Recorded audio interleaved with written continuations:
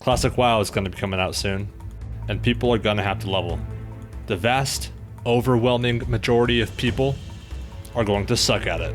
Many of them will be shamans. And that's why I made this video. Because shaman is by far the most requested class video, which means a lot of people want to watch it. And then I'll get a lot of money. So let's begin. So you want to play a hybrid character that relies on nature to make up for their incompetencies and weaknesses, eh? And you have two options. A masochistic, furry beta male soy boy, or a buff Greenpeace war chad, who gets wind fury crits, oh yeah! And fat chain lightning crits, oh baby! You still not sure? Well, let's take a closer look. My name is Valrion. I'm a druid. My pronouns are tree and trem, and I draw art on my Tumblr blog. I want to make all of the furry forest creatures love me, so we can all sing in the woods and be happy and environmentally friendly. I would say my best trait is running away. My name is Mockthar! They call me the Cataclysm! I'm a shaman! What the hell is a pronoun? I wonder whether Wind Fury or Lightning to the face will kill this Alliance pussy faster. If I see one more little freak sitting on my totem, I'm gonna Storm Strike his balls off. My best traits are Wind Fury crits and picking up chicks. I'll run through your wailing cavern, if you know what I'm saying.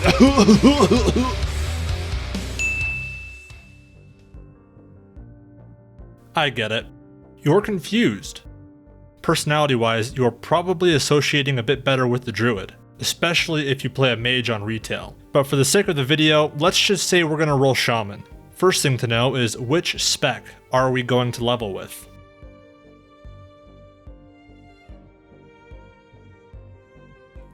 No question! I'm gonna level elemental, like the god Zeus!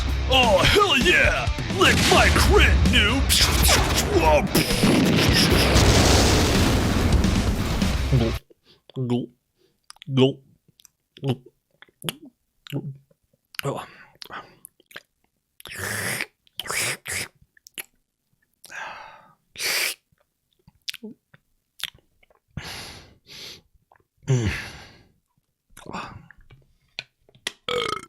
Oh yeah, alright! Yeah!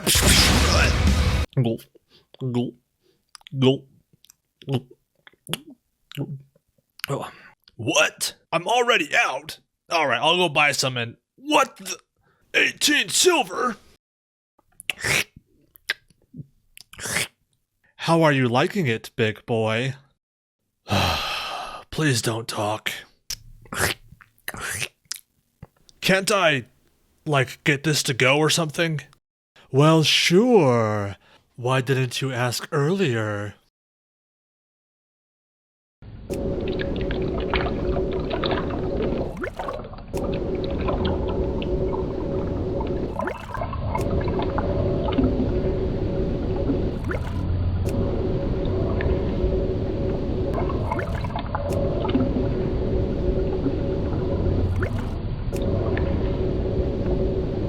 Like I'm putting chemicals in the water that turn the friggin' frogs gay. Most of you already know this, but I know I'm going to get the question anyway. Alright, so enhancement is way more efficient than elemental is, for a lot of reasons. One of them is that as elemental, you're constantly casting spells, so you aren't regenerating mana in combat. In order to regenerate mana in combat, you have to stop casting for 5 seconds. Once that 5 seconds is up, your mana is going to regenerate as normal. So you want to use as few spells as possible, or you will need to drink. And drinking is for plebs that don't know how to efficiently manage their mana, and mages. All the pros are going to regen their mana with spirit, and by not losing the mana in the first place. So here's what I do. I try to keep my mana above 60 to 70% in every 1v1 fight that I reasonably can. Obviously there's going to be situations where you're going to run out of mana because some mobs are just really strong, or you're not playing perfectly, or whatever it is. But it's something that I personally aim for, depending on my mana pool and if there's a lot of mobs around. I do that so I still have mana to heal after the fight, or in case of an emergency, such as aggroing more mobs or someone trying to kill me, stuff like that. What I do to make sure I am regenerating mana as much as possible while still doing damage with my spells. I try not to use any spells unless I'm going to use all of them, like Lightning Shield, Searing Totem, and Flame Shock. For example, I'm not going to use Lightning Shield unless I'm also going to use my Searing Totem and one of my Shock spells. I use all of my spells at once. Well, all of those three, instead of spreading them out throughout the fight. If I spread them out throughout the fight, then I'm constantly interrupting my mana regeneration. If I use them all at once, I'm taking advantage of the maximum amount of mana regeneration that I can per fight before interrupting it. This is called front-loading your damage. In my experience and the testing I've done, Elemental can do more sustained damage than Enhancement, but it's at the cost of having to drink all the time, making it far less efficient than Enhancement. If you are doing it right, you will almost never have to drink as Enhancement, with the few exceptions of, multiple mobs attacking you and stuff like that. And a lot of times, not even then if you have enough spirit. Another reason you want to go Enhancement, because they can do something really special. Yeah. They give people a special feeling that's hard to describe, but it's like It's sucking action that Dimitri's gonna get. What the hell are you two doing? Slow down!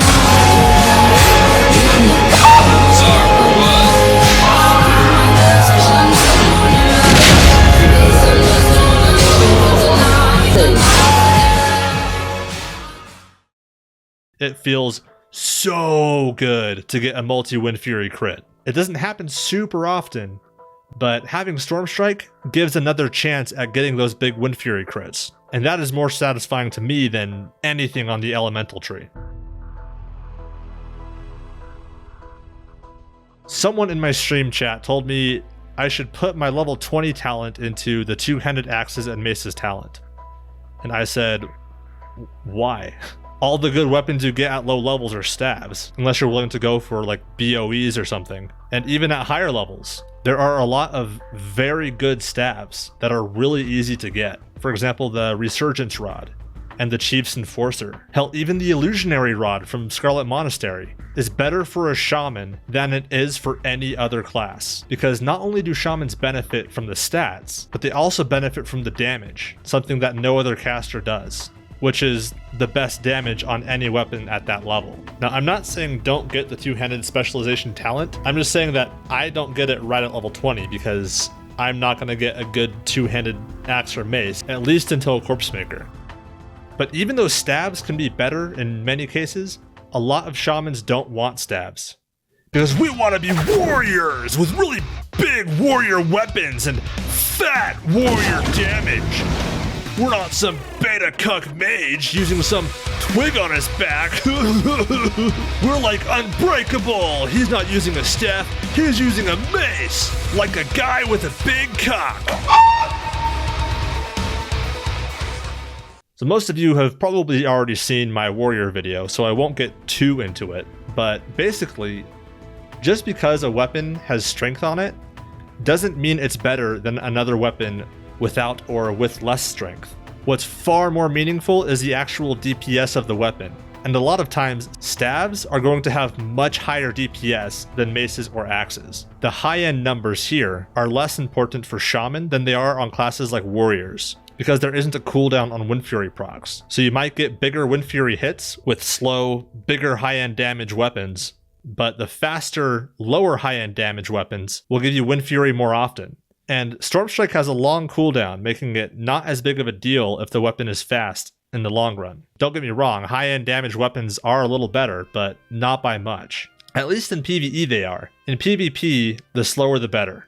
For the crits! Oh! And because usually you're going to get kited in PvP, meaning that you want each connection you have with your opponent to be as meaningful as possible. I know I'm going to get this question, so I'll just address it now. Shields with a one-hander are usually not worth it. The amount of damage you lose from not using a two-hander of the same level as a one-hander is usually not made up by the amount of damage your shield prevents. If the one-hander is a much higher level than your current two-hander, that'll be a different story. Which happens a lot. It's not super common to have an up-to-date two-hander all the time. If you do go with a one-hander and shield, you're going to want to go with a dagger and flame tongue if you want high consistency. If you want to look really cool, a lot, go with a dagger and wind fury. You'll get a lot of procs and the damage is about the same. As far as stats go, yeah, strength is really good, but you don't want to ignore spirit. Spirit is what's going to keep you alive when you've accidentally aggroed too many mobs, and it's what's going to keep you from having to drink all the time. And if you're on a PvP server and you plan on doing some PvP, you really need intellect. One of the biggest problems I see people having is that they run out of mana way too fast to either heal themselves or shock their opponents. A lot of people just stack strength and pray for Wind Fury crits.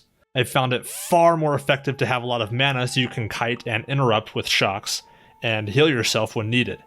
I've also found it useful to have rank 1 shocks as well as max rank shocks on your bars. So let's say you're fighting a caster and you're out of mana. You need to interrupt their next cast. Or you're fighting a warrior and you're out of mana and you need to kite them. Having a rank 1 version of those shocks will come in very useful. I use them all the time, even against mobs. Because when you have little mana left, you usually are going to have enough to use your rank 1 spells.